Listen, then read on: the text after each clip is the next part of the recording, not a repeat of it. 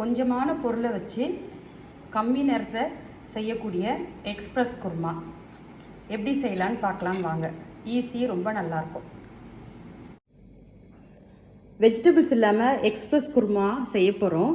அதுக்கு சோம்பு கொஞ்சம், பட்டை, கிராம்பு, ஒரே ஒரு ஏலக்காய், அப்புறம் ஒரு 1/4 spoon red chilli powder, 1/4 spoon தனியா பவுடர், அதை விட கம்மியாக மஞ்சத்தூள், அப்புறம் ஜிஞ்சர் கார்லிக் பேஸ்ட் ஒரு 1/4 ஸ்பூன், 2 பச்சை மிளகா, ஒரே ஒரு மீடியம் சைஸ் வெங்காயம், 2 மீடியம் சைஸ் தக்காளி, கொஞ்சம் ஒரு 4-5 புதினா இலை.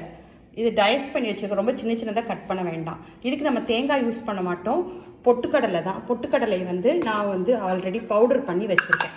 இப்போ எப்படி தாளிக்கலான்னு பார்க்கலாம் வாங்க. 2 டேபிள் ஸ்பூன் எண்ணெய் விட்டுருக்கேன். இந்த மசாலாவெல்லாம் போட்டுக்கலாம்.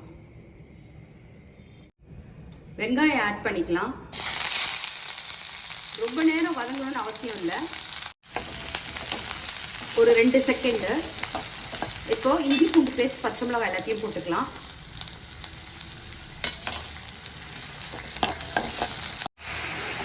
தக்காளி, புதினா எல்லாமே நல்லா வதங்குது. கொஞ்சம் கல்லுப்பு சேர்த்துக்கலாம். இந்த ட்ரை மசாலாவையும் ஆட் பண்ணிக்கலாம்.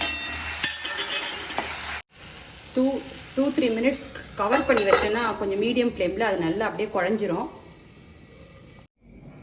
ஒரு 1/2 கப் தண்ணியில் நம்ம 1 டேபிள் ஸ்பூன் அளவுக்கு இந்த பொட்டுக்கடலை மாவை கரைச்சிக்கலாம். இந்த மாதிரி கட்டி இல்லாமல் கரைச்சிக்கணும். ஒரு 2-3 மினிட்ஸ்க்கு அப்புறம் பார்த்தா நல்லா வதங்கிருச்சு. இதில் நம்ம ஒரு 1/2 டம்ளர் தண்ணி ஊற்றிக்கலாம்.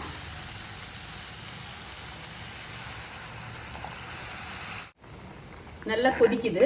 இப்போ நம்ம இந்த கரைச்சி வச்ச பொட்டுக்கடலை மாவை ஊற்றிக்கலாம். ஃப்ளேம் கொஞ்சம் மீடியமாக வச்சுக்கணும்.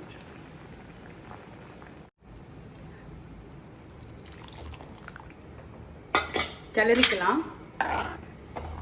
அவ்வளோதாங்க. ஒரு சின்ன கொதி வந்தவுடனே ஆஃப் பண்ணிடலாம். Express kurma ready. ட்ரை பண்ணி பாருங்கள்.